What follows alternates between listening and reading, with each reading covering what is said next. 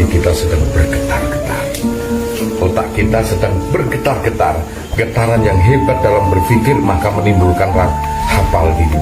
Kamu sedang berpikir getarannya hebat, dia menempel gelombang getaran itu suatu sinyal yang disebut memori hafal. Ya ampun. Dan kita rindu, maka getaran kita akan menghampiri suatu getaran yang halus. Semakin rindu, semakin cinta getaran yang halus, yaitu Rasulullah dan Allah Subhanahu wa Ta'ala. Maka beliau Rasulullah akan menghampiri diri kita. Jadi apa yang patut bisa dilakukan? Berzikir, minta keselamatan Allah. Hanya itu. Kalau tidak mampu, saat ini duniamu apa? Main game sudah dulu. Sambil mengikuti live streamingnya Gus Anton. Ambillah, carilah getaran-getaran yang sekiranya Anda bisa bahagia, Anda bisa tentram dibuatnya, Anda bisa damai keseluruhannya itu. Maka insya Allah dalam sesuatu hal nanti kita akan mendapatkan sesuatu hidayah dari Allah Subhanahu wa Ta'ala. Maka untuk para jamaah, jangan merasa gundah hanya karena suatu sebab, karena kegundahan itu akan mengakibatkan getaran-getaran yang tidak diinginkan akan menghampiri kita lewat gelombang yang tercipta dari getaran tersebut. Seperti riak air, jikalau tersentuh tangan, dari tangan ini yang mempunyai getaran, dan molekul air yang mempunyai getaran juga bila tersentuh, maka dia akan mengadakan suatu riak gelombang. Disitulah wujud alam semesta ini. Getaran yang terpadu akan menimbulkan suatu gelombang, maka gelombang itu meluas dan memendek. Dia akan menjemput dan menghantarkan kepada diri Anda. Riak air kalau disentuh kan terus, dia akan memendek. Ya dong. Itulah idenya Gus Anton dan para jamaah harus cerdas intelektualitas, cerdas emosionalitas, cerdas spiritualitas. Kita harus cerdas. Berapa bulan saya masuk di YouTube, sekarang kita diuji sama Allah. Jadilah suatu kaum, jadilah suatu peradaban, jadilah suatu kelompok organisasi yang mempunyai kualitas dengan mempunyai 3 kecerdasan yang diciptakan Allah. Intelektualitas kuantit, emosionalitas kuantit, spiritualitas kuantit. Insya Allah kita menundukkan dunia pada genggaman tangan kiri. Kita menundukkan alam akhirat pada genggaman tangan kanan. Nah, disitulah kita mempunyai kedua tangan itu berfungsi semuanya. Nah, jadi ingat di situ ada gambaran untuk sementara menguatkan para jamaah yang ada di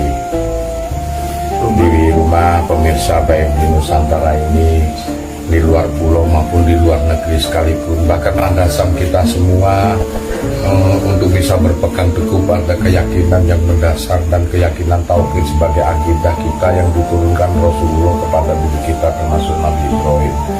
Itu warisan-warisan leluhur kita. Itulah kadang-kadang sesuatu yang tidak kita inginkan juga akan bersandar kepada kehidupan kita nanti. Makanya kita harus ada, kita harus koreksi diri, karena dengan begitu getaran-getaran itu akan mengarah ke yang lain. Orang itu bisa berubah dalam kurun 3 bulan sampai 1 tahun. Orang itu hanya sadar dari keterpurukan tidurnya, tidur panjang, ketidaksadaran dalam menguak sisi rahasia.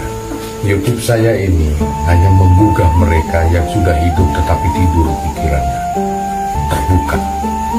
Nah, apa yang harus di kedepannya ini dia supaya punya kualitas sebagai manusia insanun kami, manusia yang pada tingkatan sukses sampai tingkatan dewa, tingkatan balik adalah dari kemampuan ibadah rohaninya dia untuk bisa merubahnya. Saya hanya membuka Nabi Musa saat berguru dengan Nabi Khidir dengan dikasih syarat bahwa ikan emas di keranjang. Jika ikan emas itu tadi itu hidup, dia masuk ke dalam laut, maka orang itu di situ. Yang kau cari itu berada di tempat itu. Dibawalah beberapa hari, konon ada riwayat yang menyatakan 40 hari. Di bawah itu ikan itu sudah jadi bangkai. kemudian hidup di pinggir pantai, ada orang mancing tersebut, maka orang itu ada apa? Jikalau kita sifat sulbiahnya itu ketemu dengan kedir yang warna hijau, maka sudah jelas hati kita hidup. Kemarin-kemarin Anda sedang mengaji sama Nabi Musa di masjid-masjid. Sekarang ini Anda menemukan Khidir. Nanti dengan Khidir, maka apa?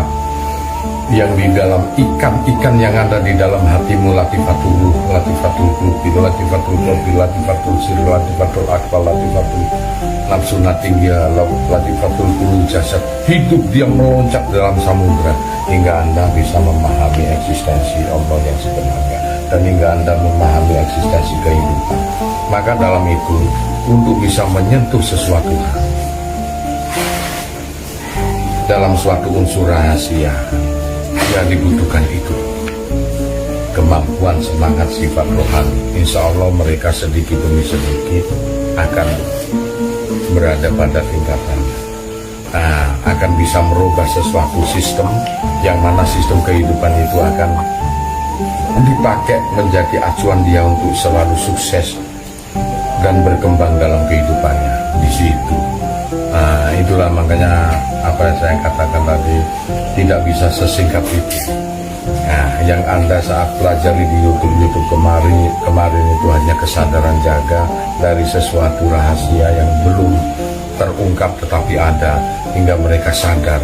Selanjutnya bagaimana potensi untuk bisa sukses adalah merubah pola pikir, merubah pola nalar, merubah cara berpikir, merubah tingkah dan akhlak terutama, hingga menjadikan orang yang sukses punya kualitas tauhid. Di situ mindsetnya harus dirubah. Saya katakan kemarin kamu lebih banyak condong kepada rasa was-was, sekarang ini lebih dipedekan kepada rasa sukses, yakin. Karena informasi ini baru didapat, ya semestinya itu ada dari dulu. Ini ayolah belajar, kita semua yang ada di rumah juga belajar untuk bisa sukses. Dari yang poin pertama, merubah mindset, yakin dan yakin itu berada pada landasan iman. Dia melekat pada sisi iman semuanya.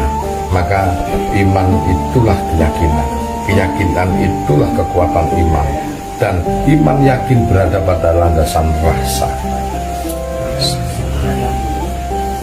Rasa itulah yang menghantarkan manusia untuk bisa mengenal segala sesuatu. Karena keyakinan yang kuat dari informasi ilmu, keyakinan yang kuat dari informasi sejarah, keyakinan yang ditangkap yang kuat dari informasi apapun keadaan yang dilihat maupun yang didengar oleh mata manusia dan telinga manusia, maka landasan itu masuk kepada tingkat rasa. Dan rasa itulah yang digunakan untuk tongkat kita menyelami kehidupan kita, untuk bisa mengenal kehidupan maupun kita bisa mengenal Allah tentang negeri akhirat di situ. Untuk bisa merubah seluruh mindset adalah kekuatan rasa yang di dalamnya ada yakin tersebut. Dan di dalam keyakinan tersebut ada akal, ada hati, ada perasaan, ada tabiat, ada watak, ada karakter, dan ada akhlak. Di situ semua berada di pada landasan rasa. Cobalah berubah keyakinan, isi dengan rasa, hancurkan semua keyakinan, buang jauh-jauh keyakinan yang tidak merusakkan rasa, maka kita akan sukses. Karena sesungguhnya yang dicetak, di printer adalah yang dari dalam. Sesuatu yang dicetak keluar adalah yang di dalam.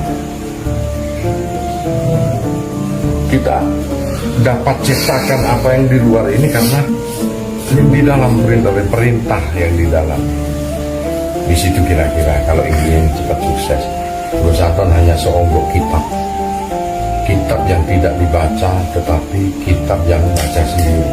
Ngomong ini, yang dengankulah kalian bisa membaca gerak tubuhku, gerak lisanku, gerak suaraku, dan kalian tangkap di otak, diturunkan kepada gelombang hati, kemudian dihantarkan lagi ke logika kita, dan Anda menyatakan, klik, ya, ini suatu kebenaran. Yang jelas, huni sifat badan jirim difungsikan untuk bisa menyerap saya, insya Allah ketularan keajaibannya. Sedang lagi berdua-duaan dengan Sang Pencipta, yang mana persaksian kita adalah rasa, yaitu Rasulullah Rasulingsun, rasa itu. Dengan rasa inilah jiwa insan kita ini disampaikan oleh Rasulullah kepada Allah sang insunnya, kepada Allah yang lebih dekat dari urat leher kita hingga kita bisa mengenal apapun. Selanjutnya, apakah kita berani menapak kehidupan atau tidak, saya kembalikan kepada diri pribadi masing-masing. Nyali, berani hanya dikembangkan dalam bentuk sesuatu ingatan.